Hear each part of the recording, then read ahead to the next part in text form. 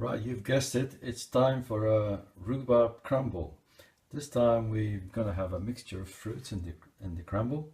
We've got one apple, some dried cranberries, some strawberries, raspberries and blueberries.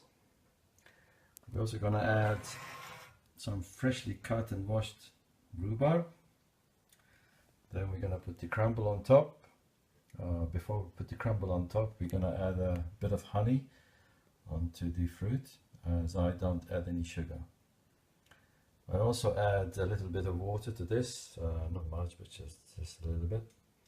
And then we put everything in the oven for about 45 minutes at about 180.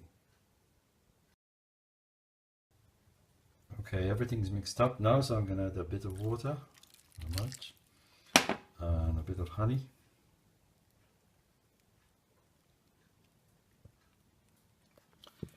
And now we're going to add up the crumble.